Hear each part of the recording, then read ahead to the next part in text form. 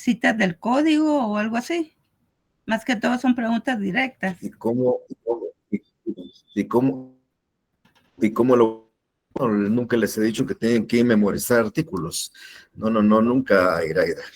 Es decir, yo nunca en mis exámenes, si ustedes no utilizan código, no les pido cita de leyes. Si vamos a tener exámenes donde vamos a usar su código. Tiene que fundamentarse en derecho, tiene que estudiarme la norma en que se basan, pero eso ya va a ser cuando veamos casos, seguramente en un examen final de este semestre o aspectos. Desde ningún punto de vista yo podría pedirle a ustedes que me citen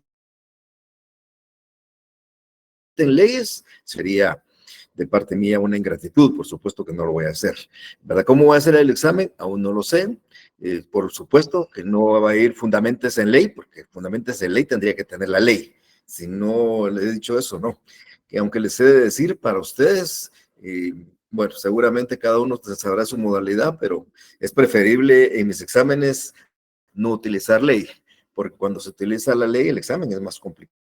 Por supuesto, es más complejo. Pero bien, en todo caso, para este examen, dándole respuesta a su pregunta, no se utiliza código, por supuesto, no voy a pedir fundamentos de derecho, ¿ok? Aparte de eso, que hemos visto muy pocas normas del código. ¿Okay? Vaya, pues, vaya, pues. Ok, bueno, entonces les decía yo que vamos a abordar el tema que hemos estado discutiendo en cierta forma o en forma indirecta en las clases anteriores y que nosotros como el proceso. En términos generales, cuando nosotros hablamos de proceso, podemos esto identificar como cualquier clase de proceso. Podemos pensar nosotros en un proceso sociológico, en un proceso histórico, en un proceso matemático, etcétera, etcétera. Es decir, tenemos un montón de mecanismos para resolver un asunto a través del transcurso o por el transcurso de ciertas etapas. Y eso, pues lógicamente, es una idea de lo que es un proceso.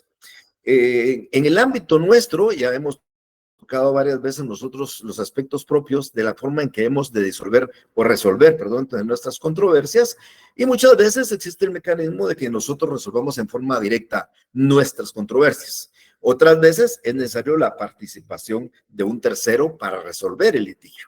De estos temas, como les he dicho, hemos estado. Sin embargo, pues es importante resaltarlo hoy para poder llegar nosotros al tema que es el que nos interesa en este momento. Entonces nosotros vamos a encontrar dos formas para resolver conflictos. El que llamamos el medio autocompositivo o la autocomposición y la heterocomposición. ¿Cuál es la diferencia entre una autocomposición y una heterocomposición? Normalmente en la autocomposición pues no hay ninguna participación de ningún tercero, sino buscamos la solución de nuestro conflicto solo mediante nosotros mismos. En la época antigua, he dicho varias veces, se utilizaba la venganza o la violencia como un mecanismo para solución de un conflicto, y eso era una autocomposición, pero por supuesto ahora eso está completamente prohibido. Entonces vamos a encontrar que en la autocomposición no hay participación de un tercero para resolver el conflicto, y en la heterocomposición, contrario a eso, sí vamos a encontrar nosotros la participación de ese tercero. Entonces, cuando nosotros estemos hablando de la autocomposición, que no me interesa mucho para efectos del proceso nuestro, simple y sencillamente estamos hablando de un mecanismo para resolver las controversias, insisto, sin la participación de un tercero, sino simplemente por la participación de las partes en la controversia. Y como les he dicho, desde la época primitiva ya existía la autodefensa, la autotutela o la justicia por mano propia, donde se caracterizaba por el uso de la fuerza para resolver ese conflicto y lógicamente llevaba las de ganar el más fuerte sobre el más débil. Eso quedó prohibido a partir de que apareció la jurisdicción, como yo les mencionaba, y no existe un mecanismo para solucionar los conflictos a través de la venganza o la violencia que esté realmente establecido o legitimado por la ley. Pero sí hay otros mecanismos de autocomposición. Normalmente vamos a encontrar, por ejemplo, la transacción. Muchos conflictos se resuelven a través de acuerdos entre las partes. Normalmente la transacción, que nosotros ya lo vimos en el derecho civil 4, cuando hemos hablado de los contratos en particular, simplemente es un contrato para dirimir, resolver, evitar o terminar un juicio. ¿Y qué sucede? Que en la transacción las partes mediante concesiones recíprocas deciden evitar ese pleito o dar fin al mismo. Igualmente vamos a encontrar el desistimiento, que de eso vamos a estar hablando en su oportunidad en algún momento, que es un mecanismo también de autocomposición y que se da cuando las partes arriban a un acuerdo y entonces una de ellas, el actor, simplemente decide terminar el proceso. Y el allanamiento, que es una aceptación que se da por parte del demandado dentro del juicio para no entrar en un conflicto, para no entrar en una discusión. Entonces, esos son algunos mecanismos de autocomposición. Quiero decirles que igualmente vamos a encontrar algunos métodos alternos de la solución de conflictos que se dan fuera del ámbito judicial, pero que ya me explicaba casualmente en una de las clases y algún compañero me preguntaba las diferencias cuando hablamos de la mediación y la conciliación. En la mediación y en la conciliación sí hay un tercero, pero ese no dirime el conflicto, sino el tercero, por ejemplo, en la mediación, lo que da son ciertos parámetros para que las partes busquen la solución del conflicto entre sí. Y en la conciliación normalmente se desarrolla ante el juez y el juez busca el equilibrio o busca algunos mecanismos para solucionar el conflicto. Entonces también hay métodos de autocomposición, como insisto y aparece en la pantalla, es la mediación y la conciliación. Estos procesos para mí son importantísimos. Yo siempre les he dicho, se los he mencionado un par de veces en clase, que más vale una mala negociación a un buen juicio.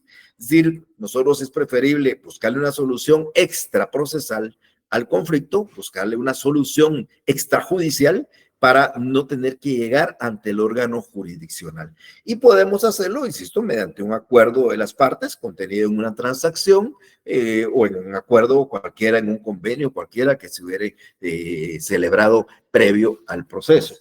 Ahora bien, también encontramos mecanismos en los cuales, pues ya dentro del proceso también buscamos la solución, como hemos mencionado hace unos minutos, como es el allanamiento o como es el desistimiento. Y hay unos mecanismos alternos que se utilizan a través de centros de mediación, como es la propia mediación o la mediación propiamente dicha. Estos mecanismos son fundamentales. Por supuesto, yo recomiendo utilizar siempre los mecanismos extraprocesales para la solución del conflicto, pero hay momentos en los cuales no encontramos una solución al conflicto. Simple y sencillamente porque las partes no se ponen de acuerdo, simple y sencillamente porque una de las partes cree tener la razón y la otra también, y por consiguiente no se llega a ese acuerdo importante y por ende tenemos que buscar entonces la heterocomposición, que se caracteriza porque hay un tercero imparcial que es el que impone, ojo, no es el que da la solución, el que impone la solución al conflicto. Y ustedes saben que esa imposición a la solución del conflicto lo hace el juez cuando dicta la sentencia o lo hace el árbitro cuando dicta el laudo arbitral.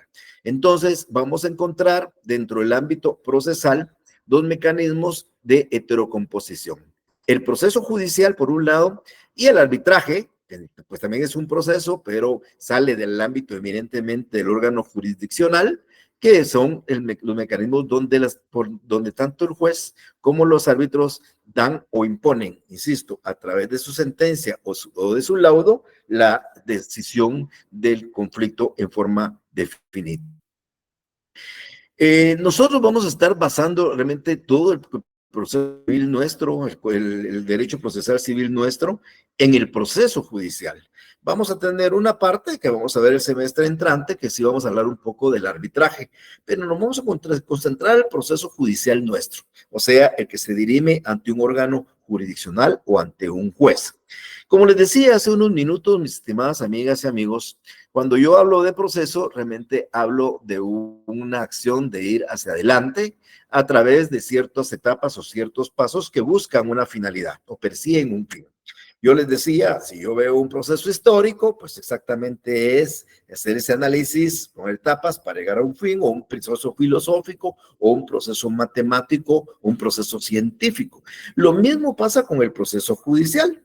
También es ir hacia adelante y se desarrolla, se desenvuelve a través de ciertas etapas o ciertos actos y buscan un fin. Cuando ustedes evalúen el proceso, hagan una línea una línea horizontal, teniendo un inicio y teniendo un fin, y en el transcurso de esa línea horizontal, ciertas etapas procesales. El proceso tiene un inicio, tiene un fin, es una búsqueda hacia adelante mediante el transcurso de ciertas etapas buscando ese fin.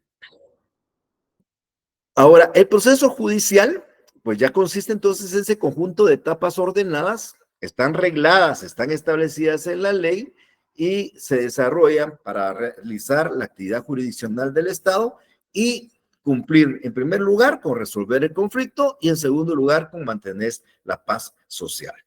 Cuando ustedes recurren ante un juez, estimadas amigas y amigos, es porque se va a iniciar un proceso judicial.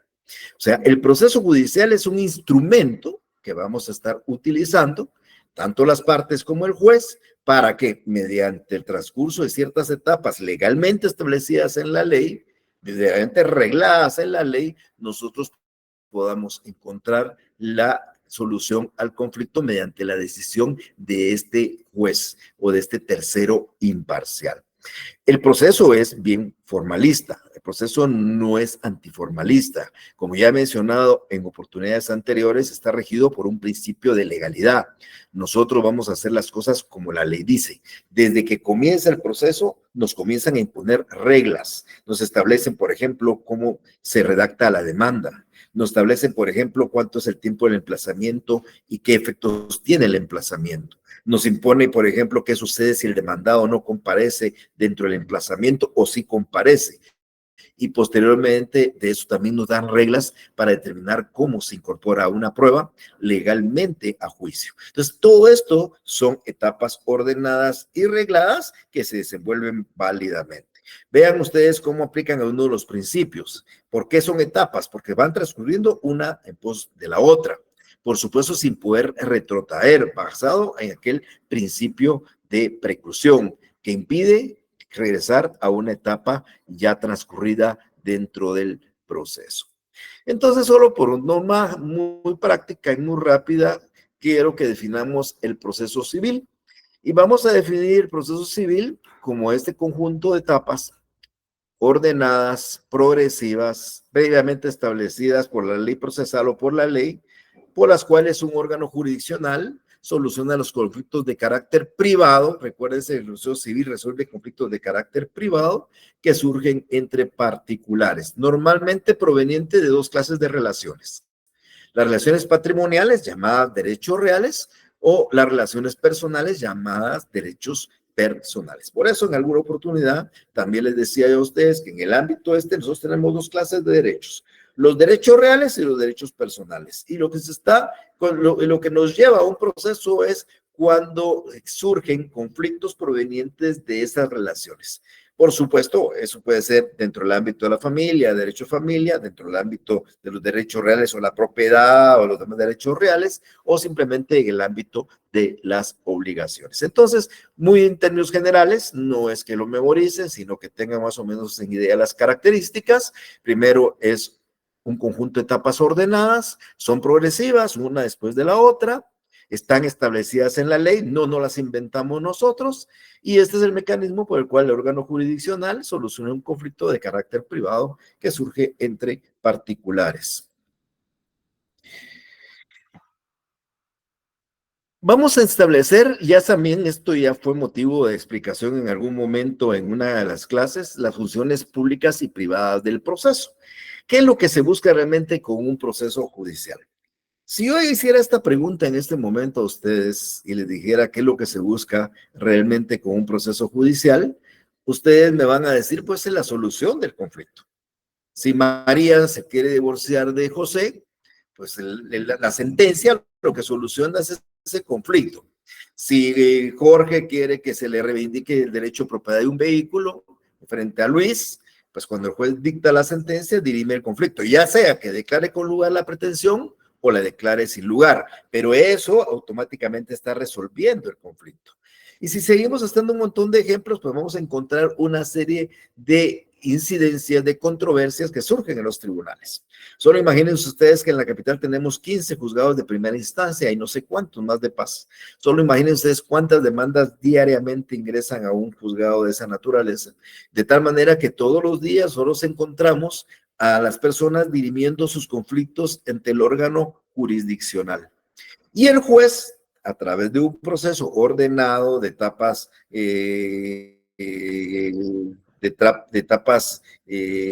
ordenadas y establecidas en la ley, el juez al final disuelve y resuelve el conflicto.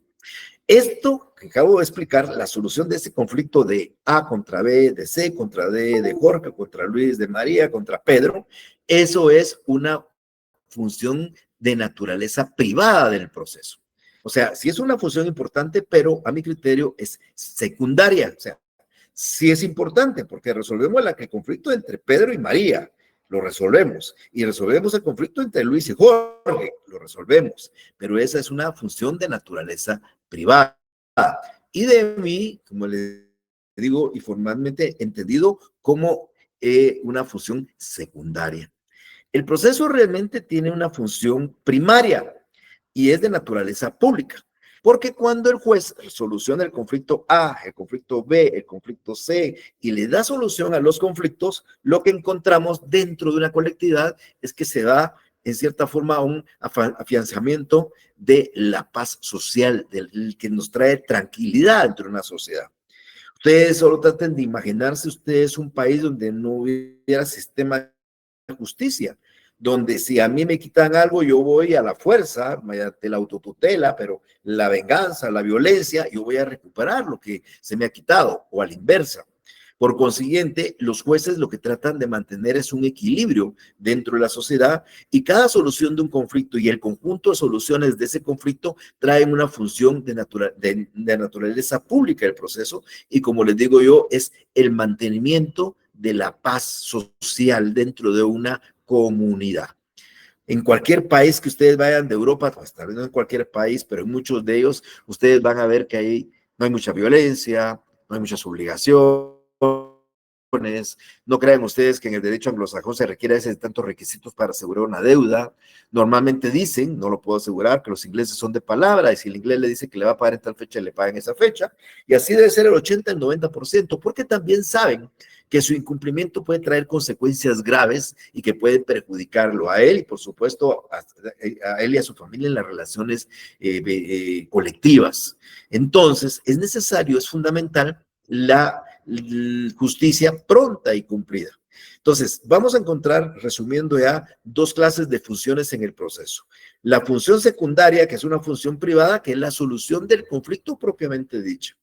Y una función primaria, que es de naturaleza pública, que es que la solución de todos estos conflictos trae como consecuencia el mantenimiento de la paz social.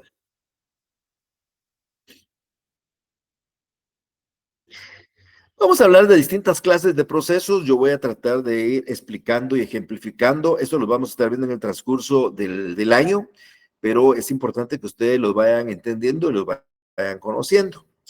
El primero, tal vez por su contenido, este es uno de los más fáciles de entender, porque esto depende de la materia de derecho que es objeto de litigio. Pues vamos a encontrar nosotros, por ejemplo, procesos de carácter penal, procesos de carácter civil, de carácter mercantil, de carácter de familia, procesos para menores, procesos paramilitares, procesos agrarios, etcétera, etcétera. Es dependiendo de la materia en que se abarque. Como he dicho tantas veces, nosotros normalmente vamos a estar hablando de procesos civiles y de familia. Por supuesto, incluyen en todo caso los mercantiles que se aplican por el Código Procesal Civil y Mercantil. Pero lo que trato de explicar es que dependiendo de su contenido vamos a encontrar procesos penales, procesos civiles que son completamente distintos. Ustedes ya están conociendo cuál es el mecanismo, cuál es ese transcurrir de las etapas procesales en un proceso penal. Hoy están viendo cuál es el transcurrir de las etapas procesales de un proceso civil y creo que este año o el otro semestre también estarán analizando ustedes las etapas de un proceso laboral. Creo que ya vieron también en algún momento el proceso constitucional. Entonces, dependiendo de la materia, esa es la clasificación de su contenido, vamos a encontrar distintas clases de procesos dependiendo del derecho que es objeto de litigio. Luego de esto vamos a encontrar también por su mismo contenido, procesos que afectan la totalidad o parte del patrimonio. Miren, se van a dar cuenta ustedes en el transcurso de las explicaciones en este año que, por ejemplo, vamos a encontrar un proceso en el cual nosotros podemos afectar parte del patrimonio de una persona. Si yo pregunto, yo quisiera estar en una clase presencial, porque por eso es que puedo preguntar bastante y puedo dirigirme directamente a algunos de ustedes, pero aquí me es un poco más difícil. Pero si yo estuviera en este momento preguntándoles a ustedes qué es el patrimonio, ¿alguien me podría decir qué entiende por patrimonio? Vamos a ver si alguien me puede responder. Licenciado, Sí, por favor, Walter. considero que el patrimonio sería todo lo que poseemos, por el cual yo tengo un derecho sobre algún bien mueble o inmueble. Ok, bueno, le adelanto, eso es parte del patrimonio. No es el patrimonio en su totalidad, es una parte de su patrimonio. O sea, usted tiene bienes y eso es una parte de su patrimonio. ¿Alguien más que pueda darme sí, Catherine, por favor? ¿Serían bienes tangibles e intangibles de una persona? Bueno, también sigue siendo parte del patrimonio, Catherine. ¿Fabiola? Sería el conjunto de bienes, así como también de derechos y obligaciones del que es titular una persona física o jurídica. Muy correcto, correcto, Fabiola. Yo por ser persona, yo, Mario Gordillo, yo tengo un nombre, ya lo dije, tengo un domicilio, tengo un estado civil, tengo una capacidad y tengo un patrimonio. Mi patrimonio, mis estimados amigos, no son solo mis bienes. Mi patrimonio son mis bienes, tengo mi casa, tengo mi carro, tengo derechos, tengo un derecho a una sucesión hereditaria de mi señora madre, por ejemplo. Tengo obligaciones, le debo a 3 bancos, de repente tengo obligaciones alimenticias, tengo cargas. Entonces, el conjunto de derechos, de bienes, de cargas, de obligaciones, eso es el patrimonio. Por ende, es que se dice que nadie deja de tener un patrimonio. Porque usted puede ser la persona más pobre, no tener bienes ni derechos, pero sí algunas cargas y obligaciones. Por consiguiente, el patrimonio es un todo. Entonces, cuando alguien de ustedes me dice que patrimonio son los bienes, eso es parte. Si alguien me dice que son los derechos, también es parte. Si alguien me dice que el patrimonio son obligaciones, es parte. Pero las obligaciones, las cargas, los derechos y los bienes que uno posea, eso es la totalidad del patrimonio de una persona. Entonces, cuando yo hablo de procesos de carácter singular, son aquellos que solo afectan parte del patrimonio de una persona. Y voy a poner un ejemplo. Si ustedes firman un documento y se reconocen deudores de alguien por la cantidad de 5,000 quetzales y usted no lo paga, esta persona presenta una demanda en contra suya y le embarga parte de su patrimonio. Porque él embarga bienes, puede ser su casa, su carro y su salario, pero no le va a embargar sus obligaciones. Eso no se lo va a tocar. Ni sus cargas, no le interesan. No le va a embargar las deudas que usted le tiene al banco. Él embarga los bienes. Entonces, afecta parte de su patrimonio. Pero vamos a encontrar procesos que afectan la totalidad del patrimonio. Y un ejemplo muy típico de eso es la sucesión hereditaria. En la sucesión hereditaria se sucede no solo de los bienes, no solo de los derechos, se sucede también de las cargas y las obligaciones. Entonces vamos a encontrar procesos singulares cuando se afecta el patrimonio de una persona, como un proceso de ejecución, por ejemplo, o cualquier juicio o conocimiento donde se embargan unos bienes, y vamos a encontrar procesos universales donde se afecta la totalidad del patrimonio, como el caso de la sucesión hereditaria testamentaria o intestada. Y hablaré de un juicio también que ha salido al ámbito del proceso nuestro, que no lo vamos a discutir acá porque ya se convirtió en otra materia, pero que aquí se conocía como las quiebras o los concursos voluntarios y necesarios de acreedores, donde se afectaba la totalidad del patrimonio. Entonces, cuando se habla de una sucesión hereditaria, no se sucede al causante solo en su casa. Si tiene deudas, también hay que heredar las deudas y hay que heredar las obligaciones. Entonces, eso es la totalidad. Un proceso es singular cuando afecta una parte del patrimonio, como el ejemplo de la ejecución. Un proceso es universal cuando afecta la totalidad del patrimonio, como es la sucesión hereditaria. Luego tenemos los procesos atendiendo a su función, que estos procesos atendiendo a su función, ya a ustedes les he mencionado que esta es la clasificación más importante. En algún momento yo les mencioné a ustedes que Eduardo Couture utilizó este mecanismo, perdón, esta clasificación basado en una clasificación de Calamandrei.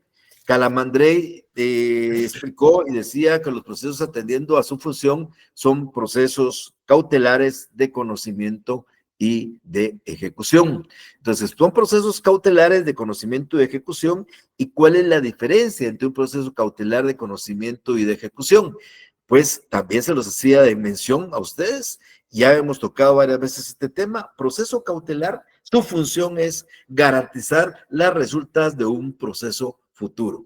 Es decir, un proceso cautelar, vamos a estar viendo el proceso cautelar cuando regresemos de exámenes. En el proceso cautelar lo que yo busco es que se me garantice que si yo gano un proceso futuro, ese proceso tiene, en caso de que sea de condena, la posibilidad de que se me resarza o se me restablezca en el cumplimiento de la obligación incumplida. Entonces, por ejemplo, cuando yo voy a presentar una demanda a futuro, sucede que yo sé que la persona se va a ir fuera del país y el único bien que tiene es un vehículo, se lo voy a embargar previamente a plantear el juicio y lo hago a través de un proceso cautelar. O simplemente sé que una persona tiene una empresa individual y sucede que es el único bien con el cual, si yo gano un juicio futuro, podría pagarme porque lo que reproduce o lo que produce esa empresa me puede ayudar, pues voy a plantear una medida cautelar. Se llama en este caso intervención. De ellas voy a estar hablando después, pero el proceso cautelar busca eso, garantizar las resultas de un proceso futuro. Luego tenemos el proceso de conocimiento, que también ya lo he explicado. El proceso de conocimiento es un verdadero juicio, donde el juez no sabe quién tiene la razón y a través de la sentencia le da la razón a una persona. A se presenta con B diciendo que quiere que le paguen daños de un carro. Pues tendrá que demostrar que es el dueño del carro, tendrá que demostrar que hay daños, la otra parte se va a defender y el juez va a hacer un análisis y al final va a determinar si hay que pagarlos o no hay que pagarlos. X aduce que un documento es falso, el otro dice que no lo es, el juez basado en los medios de prueba tiene que determinar si es o no es falso y realiza un verdadero juicio. Estos procesos de conocimiento, ya les expliqué también a ustedes que en el código se establecen 3, que son judiciales, como es el ordinario, el oral y el sumario, pero también incluimos dentro de los procesos de conocimiento el proceso arbitral. Y eso lo expliqué desde el primer día de clases, pero lo que busca este proceso, insisto, es declarar un derecho controvertido. Ahora, los procesos de ejecución, ya la obligación ya está establecida en algún documento. Ya no hay que declarar un derecho controvertido, ya no es que A diga que B le tiene que pagar daños, no, es que ya existe un documento que establece el monto de los daños y el tiempo para haberlos pagado. Una sentencia, un documento privado, un testimonio en escritura pública, bueno, eso lo explicaré oportunamente. Entonces, el proceso de ejecución, la característica es que el derecho ya está establecido en un título y lo único que hay que hacer es su exigencia, su cumplimiento forzoso. Y esos son los procesos atendiendo a su función y diría que de los más importantes, porque recuérdense que nuestro Código Procesal Civil y Mercantil está sustentado en esa clasificación. Entonces, como les decía hace unos minutos, el cautelar, su función es garantizar los resultados de un proceso futuro. Vamos a hablar en algún momento del embargo, la intervención, el secuestro, la anotación de demanda, las providencias de urgencia, que son medidas cautelares y se pueden promover como proceso cautelar. Los de conocimiento en la doctrina de demanda de cognición y lo que pretenden es declarar un derecho controvertido, el juez desarrolla un verdadero juicio y dependiendo de los medios de prueba que se le presenten, el juez decide a quién le da la razón. Y el proceso de ejecución, pues la obligación ya está establecida en un documento llamado título de ejecución y lo único que hay que hacer es su cumplimiento forzoso. Entonces, estas son las características y las ideas de estos procesos atendiendo a su función. Luego, mis estimadas amigas y amigos, tenemos atendiendo a su estructura procesos contenciosos y procesos no contenciosos o voluntarios. Aquí también vamos a dar algunos ejemplos. El proceso contencioso, su característica es que hay litis, hay controversia. A dice que el documento es falso, B dice que no lo es controvertido. A dice que quiere alimentos en un monto y B dice que no se los puede dar, sino en otro monto, es controvertido. B pide daños y perjuicios porque le chocaron su carro y C dice que no se lo chocaron y no quiere pagar. Entonces, ahí hay una controversia, ese es un proceso contencioso. Juicios contenciosos, los juicios de conocimiento, el ordinario, el sumario, el arbitral, el ordinario, el oral, y juicios también contenciosos, los juicios de ejecución. El proceso no contencioso, no hay contradicción, no hay contienda. Normalmente la ley lo regula porque exige que un juez decida o autorice ese acto. Esos procesos no contenciosos son los llamados procesos especiales regulados en el libro cuarto, que yo también expliqué en algún momento, cuando yo dije que ahí vamos a encontrar asuntos como, por ejemplo, la sucesión hereditaria, intestada o testamentaria, por ejemplo, donde vamos a encontrar trámites para rectificar una partida, para asentar una partida, para designar un tutor, para cambiar un nombre. Esos son procesos que son voluntarios y no contenciosos. Hay un proceso en particular que tiene las características de ambos, y es el divorcio. El divorcio es contencioso cuando una parte está queriéndose divorciar y la otra no, y es voluntario cuando ambas están de acuerdo en el divorcio. Un proceso contencioso se tramita ahora por la vía oral, y el otro proceso no contencioso se tramita por la vía voluntaria. Pero es para darles algunas ideas, algunos ejemplos. Todo esto lo vamos a estar viendo nosotros cuando ya estemos en las fases de estas etapas más adelante. Por otro lado, tenemos también procesos que se clasifican atendiendo a la subordinación. Procesos principales, procesos accesorios. Esto también ya lo hemos abordado con algunas palabras distintas, pero los he introducido en la explicación. Un proceso principal es el divorcio, un proceso principal es el juicio de alimentos, un proceso principal es la declaratoria de nulidad de un testamento, un proceso principal es la declaratoria del pago, la condena de daños y perjuicios por un accidente de tránsito, un proceso principal es la reivindicación de la propiedad. Ese es un proceso principal, pero yo les decía a ustedes que dentro del proceso principal surgen ciertas incidencias. Hay una discusión, por ejemplo, de una notificación mal hecha, de una resolución mal planteada, de una diligencia mal realizada, porque no se cumplió el principio de legalidad y entonces se alega la nulidad de ese acto. Entonces, cuando surgen esas mini controversias dentro del proceso que no es el principal, hay que hacer o realizar un proceso accesorio, que nosotros vamos a conocer siempre como incidentes. Cuando ustedes oigan la palabra incidente en una explicación que yo dé, cuando yo les digo a ustedes, mire, y este es un incidente, ustedes sabrán que estamos hablando de un proceso accesorio dentro de un proceso principal. Entonces, muchas veces, y esto se tramita en la vía incidental, quiere decir que es accesorio. El trámite, por ejemplo, de las defensas depurativas del actor, del demandado, se plantean a través de un incidente. Eso lo van a ir aprendiendo ustedes, pero el incidente es entonces un proceso accesorio. ¿Por qué? Porque resuelve una controversia accesoria. La ley del organismo judicial nos encuentra dos clases de incidentes, porque aquí también es una cosa muy importante entender esto. Miren, pues vamos, los incidentes realmente vamos a encontrar dos clasificaciones importantes de los incidentes. Una que no la estoy explicando aquí en la filmina, pero se la voy a explicar a ustedes muy rápidamente, que son los incidentes de derecho y los incidentes de hecho. ¿Cuál es la diferencia? El incidente de derecho, la controversia no es proveniente de hechos, sino de interpretaciones de derecho.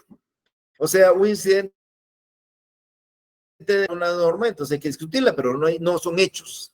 No es lo mismo que, por ejemplo, una notificación esté mal hecha, porque no hay hechos, o que alguien alegue de que hay otro juicio igual en otro proceso y alegue la litispendencia, también hay hechos. Entonces, los incidentes de hecho se refieren a aspectos dentro del proceso o a ciertas circunstancias o hechos que hay que demostrar, y los incidentes de derecho, pues no hay circunstancias que demostrar porque es simplemente una violación a una disposición normativa. Tal vez la palabra no está bien dicha en este momento, sino simplemente una aplicación no debida de una norma. Entonces no hay necesidad de probarlos. Y ustedes van a establecer en el transcurso también de todo este año de derecho, su trámite es distinto a un incidente de hecho. ¿Y por qué es distinto? Porque con el de hecho hay que probarlo, hay que abrir a prueba. El de derecho no hay que probarlo, no hay que abrirlo a prueba.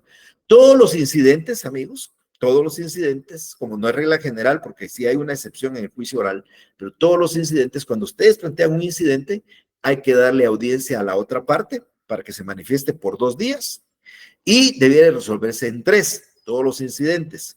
Pero cuando es de hecho, hay que dar audiencia por 2 días hay que recibir prueba por 8 días y hay que resolver en 3. Entonces, siempre que ustedes, para que se les quede muy fácilmente, los incidentes son 2 días de audiencia y 3 días para resolver, salvo el incidente de hecho, que son 2 días de audiencia, 8 días de prueba y 3 días para resolver. Los de derecho no se prueban, porque no hay nada que probar, los de hecho sí se prueban.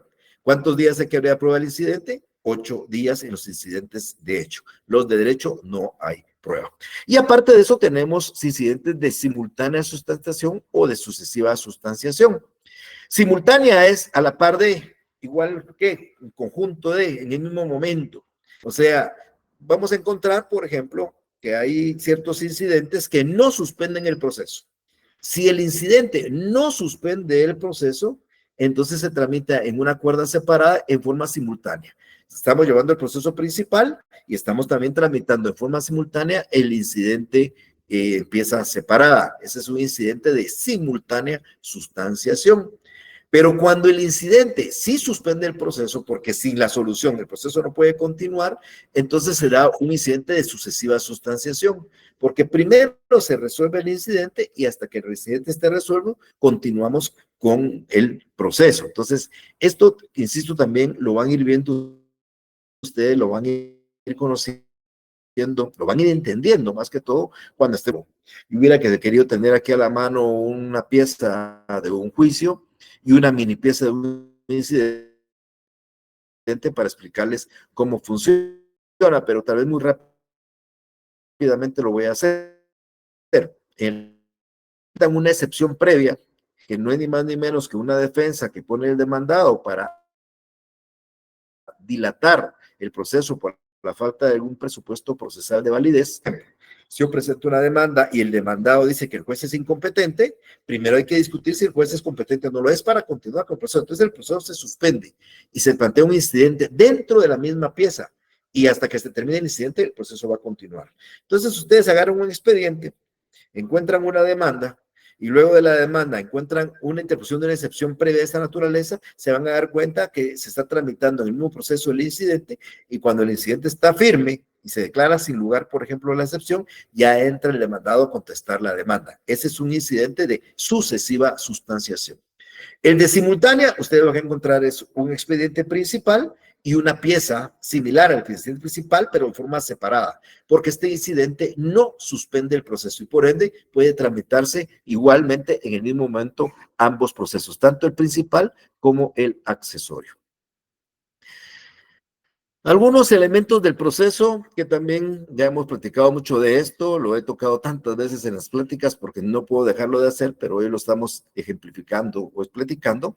Primero vamos a encontrar, pues por supuesto, los elementos subjetivos. ¿Qué sujetos intervienen en el proceso? Pues interviene un órgano jurisdiccional, intervienen las partes. Estos son las partes que intervienen en el proceso. Es el elemento subjetivo. También por supuesto, a veces encontramos también la participación de los terceros, por supuesto. Luego tenemos un elemento objetivo.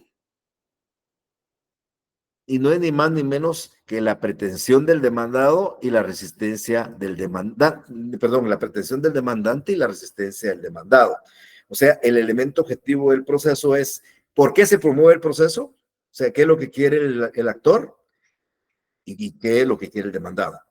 La pretensión del demandante y la resistencia del demandado. Es el elemento objetivo del proceso. Y por último tenemos la actividad, que esto ya pues son todos los actos o las etapas que surgen en el tiempo y que normalmente corresponden tanto a las partes como al órgano jurisdiccional. Ese conjunto de etapas desarrolladas por actos de las partes y del juez, la demanda, el emplazamiento, las pruebas, los alegatos, la sentencia, que son ya la actividad del proceso, el conjunto de todas esas etapas procesales. Para que vamos entendiendo un poco el proceso ya de antemano, miren, ya les he mencionado a ustedes que tenemos 4 procesos de conocimiento, 8 procesos de ejecución. Estos procesos contenciosos, la mayoría de ellos, diría que todos ellos tienen 3 etapas bien importantes. En su orden hay una iniciación, ¿Cuál es la etapa de iniciación de un proceso? Es cuando el actor presenta la demanda y el demandado la contesta. Ahí inicia el proceso. Es necesario que haya una contestación de la demanda del demandado porque si no, no sabemos qué es la actitud del demandado. No sabemos si el hecho va a ser controvertido o no, puede ser que el demandado se allane y ya no sea controvertido. Entonces, la primera fase se inicia, o de iniciación del proceso, es cuando el actor presenta su demanda y el demandado toma una actitud frente a él. La segunda etapa es la etapa del desarrollo.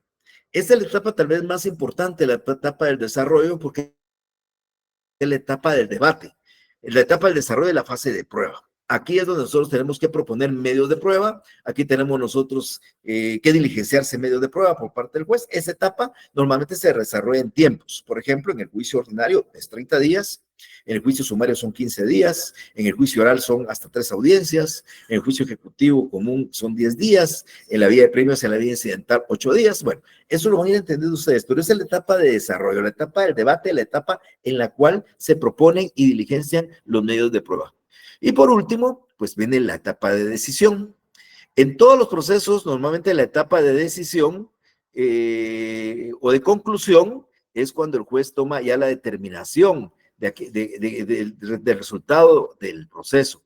Esta etapa de conclusión o de decisión simple y sencillamente va precedida en algunos casos por los momentos de los alegatos. Hay una etapa en la cual se le da la oportunidad a las partes de hacer sus alegatos antes de la sentencia, pero esas dos etapas conforman la conclusión. Entonces, todo proceso, la mayoría de ellos, diría el 90% de los procesos inician con una demanda, terminan con una sentencia. ¿Cuál es la etapa de iniciación? Cuando se presenta la demanda y se contesta en cualquier juicio ordinario, sumario, oral o de ejecución. ¿Cuál es la etapa del desarrollo? La etapa del debate, donde hay prueba, tanto en un juicio ordinario, sumario, oral, o inclusive en un proceso de ejecución. ¿Y cuál es la etapa de conclusión? Pues normalmente es la etapa de la sentencia, que se va a dar en un juicio ordinario, en un sumario, en un oral y en un juicio ejecutivo. Aquí no dije ejecución porque la vía de premio tiene un aspecto muy particular en relación a este tema, pero que oportunamente también lo vamos a explicar. Y por último, vamos a hablar un poco de la suspensión y la terminación anormal del proceso, porque los procesos se pueden suspender y por supuesto también pueden terminar en una forma anormal.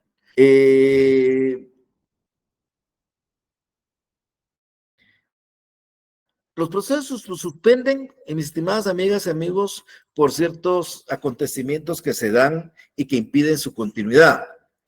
Estos acontecimientos normalmente son las incidencias. Proceso, se está discutiendo en un proceso, se está discutiendo la nulidad de un documento, una notificación estuvo mal hecha o no, el proceso se suspende. Si estamos alegando un juicio de paternidad y la parte demandada alega la falta de requisitos de la demanda, interpone una excepción de demanda defectuosa, el proceso se suspende mientras se decide si la demanda es o no es defectuosa. Una parte ya se juzgó porque hay otro idéntico donde se dictó sentencia, el proceso se suspende mientras se decide si efectivamente se juicio o no. Esas son incidencias que suspenden el proceso y que normalmente se resuelven por el procedimiento incidental, como ya lo dije hace unos minutos. Entonces, por eso este proceso, aunque en el papel diga que dura 69 días un ordinario, 32 días un sumario, eso se alarga por estas incidencias, por estos aspectos que suspenden el proceso y que no permiten su continuidad. También hay hechos naturales, como ya mencionamos en alguna oportunidad, la muerte de una de las partes, el fallecimiento del juez, que podría realmente también lo suspender. Pero normalmente los acontecimientos son eminentemente procesales. Y también hay formas anormales de dar fin al proceso. Ustedes sepan que un proceso finaliza normalmente con la sentencia, pero anormalmente cuando hay tácita o expresamente la voluntad del actor de terminarlo. Principio dispositivo. El actor decide, dispone cuando inicia y también puede disponer cuando termina. Y van a encontrar, por ejemplo, una forma expresa de terminar el juicio cuando el actor desiste del juicio. Y van a encontrar una forma tácita el actor deja de litigar dentro del juicio y deja el juicio abandonado por cierto tiempo. Esto se llama caducidad de instancia, que también estaremos viendo más adelante. Pero lo importante aquí era decirles que los procesos terminan con la sentencia como una forma normal, pero también vamos a encontrar formas anormales de darles fin a ese proceso, ya sea a través del desistimiento o a través de la caducidad de instancia, aunque hay otros aspectos también a valorar. Y creo que con esto va terminando este punto sobre las instancias del proceso. Sepan ustedes que en nuestra legislación solo se admiten 2 instancias. El proceso nuestro tiene un doble examen. El primero efectuado por el juez que conoce en primera instancia y el segundo que surge en virtud de la apelación por el tribunal que va a conocer en segunda instancia. La práctica y lo normal es que ustedes sepan que un juez de primera instancia es el juez de primera instancia, pero como ustedes ya saben, dependiendo de la cuantía, el juez que conoce en primera instancia podría ser un juez de paz, porque si una demanda es de 5,000 quetzales, quien va a conocer en primera instancia es un juez de paz. Eso es su primera instancia. Pero ¿quién hace el examen de esa sentencia dictada en primera instancia? Su tribunal superior. Entonces, cuando un juez de paz conoce, la apelación la conoce el juez superior de primera instancia. Y como es lo normal, cuando el asunto en primera instancia lo conoce un juez llamado de primera instancia, la revisión, el doble examen a través de la apelación, lo va a hacer la sala de apelaciones. Arriba de la sala de apelaciones ya no hay tribunal que conozca de apelaciones. Por favor, no vayan a pensar ustedes que la Corte Suprema de Justicia conoce apelaciones. No, las apelaciones la conoce la sala de apelaciones, cuando quien conoce en primera instancia es un juez llamado de primera instancia por competencia. Si el juez menor de paz conociera en primera instancia por cuestiones de cuantía, su sentencia la va a conocer el Tribunal Superior de primera instancia. Entonces, en nuestra legislación solo reconoce una doble, dos instancias, una doble, un doble examen tribunal y la otra por su superior.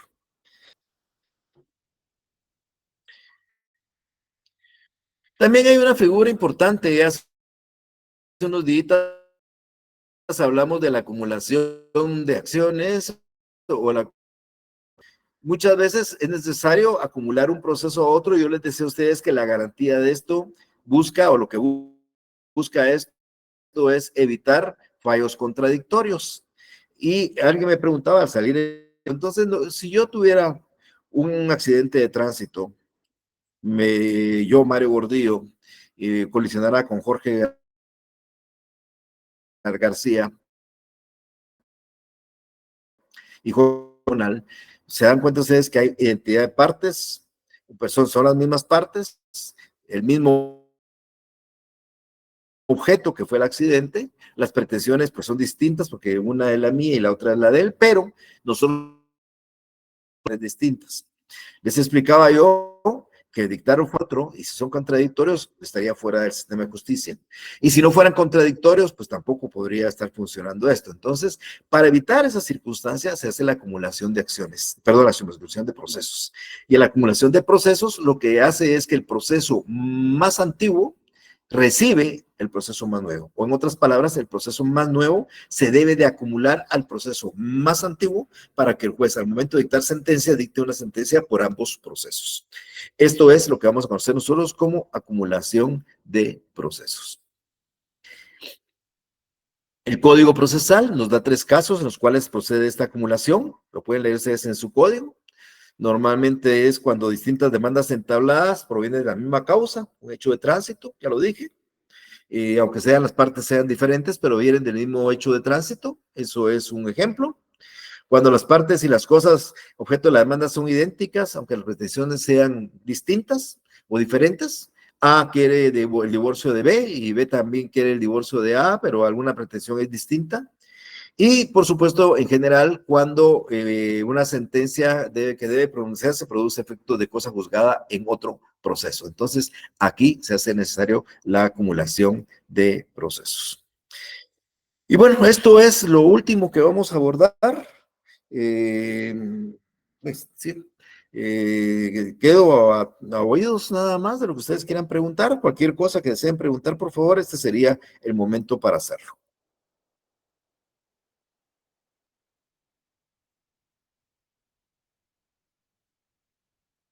Ok. Sí, Carla, por favor. Licenciado, disculpe, ¿usted nos va a compartir estas diapositivas o no?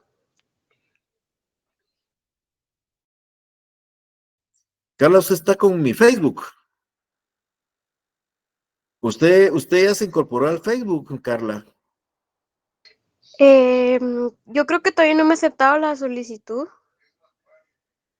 Hay todas, yo solo llego a la solicitud y acepto todas las solicitudes. Mire, tenemos un mes de estar haciendo de haber abierto, de haber informado de la página, oye, Carla, y ahí están todas las diapositivas. Yo lo que ofrecí es que cada vez que termino un punto, ahí subo esta presentación y ahí están todas las presentaciones anteriores, Carla, oye. Entonces usted incorpórese a la página, al grupo de Facebook que se abrió exclusivamente para ustedes y ahí va a encontrar todas las diapositivas, oye. Verónica, por favor. Buenas tardes, licenciado. Disculpe, una pregunta. En el incidente, de hecho, dijo que eran 8 días de prueba. Sí, correcto. Gracias, licenciado. Esto es bien importante que ustedes manejen. Miren, los incidentes, siempre en todos los incidentes, salvo una excepción de juicio oral que vamos a ver otro semestre, todos los incidentes, cuando se abra un incidente, se inicia un incidente por un conflicto y hay que iniciarlo en la vía incidental, el juez le debe dar 2 días a la otra parte para que se manifieste. Es un emplazamiento de 2 días para que se manifieste. Con o sin su respuesta, el juez debe resolver en 3. Pero cuando el incidente se refiere a cuestiones de hecho, entonces debe abrirse a prueba 8 días y después resolver en 3. Esa es la diferencia. Con eso no se lo va a olvidar. Piensen que todo incidente es 2 y 3. 2 para de audiencia y 3 para resolver, y el incidente de derecho se le agregan 8 días en medio, que son los 8 días de prueba para esa fase. De inicio, por favor. Buenas tardes, licenciado. Disculpe, ¿podría repetir los procesos de conocimiento? Disculpe. El proceso de conocimiento es el verdadero juicio. ¿Por qué? Porque el juez desarrolla un juicio mental.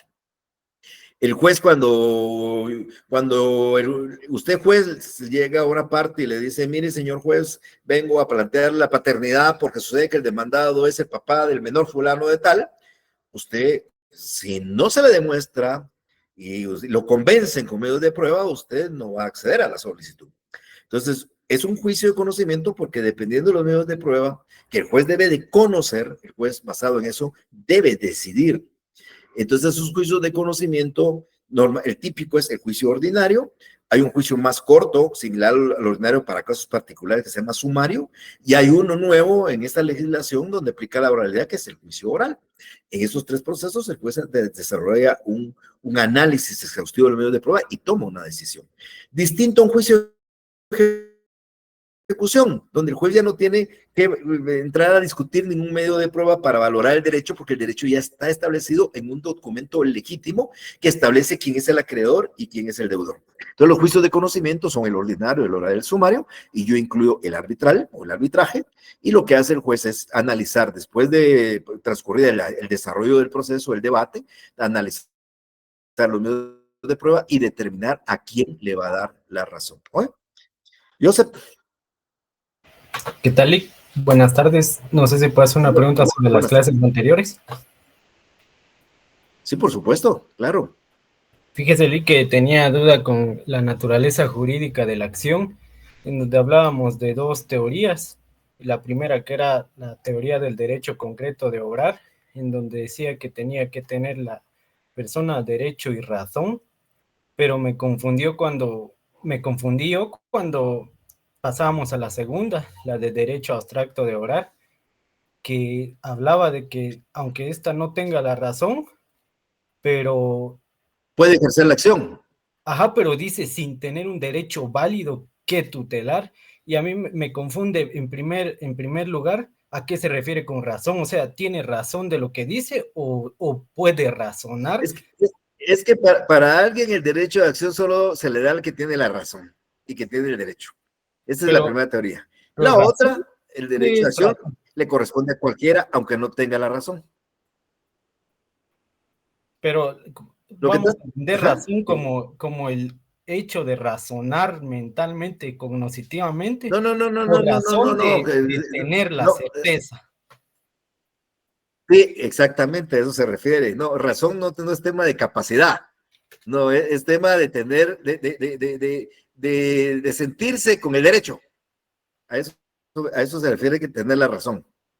Gracias, Lick. Sí, es Pero que no, sí, no significa nada de capacidad. Este no razona, no piensa, no se refiere a eso, José, ¿no? Lick también tenía duda con cuando vimos al principio la historia del Código Civil y la historia del Código Procesal Civil y Mercantil, que Sí. solo, no sé si me puede ayudar a corroborar unas fechas. Escuché en su clase y algunas que yo las investigué, y aparece que con respecto al Código Civil, primero fue con en 1960 que se pidió que se hiciera, ¿verdad?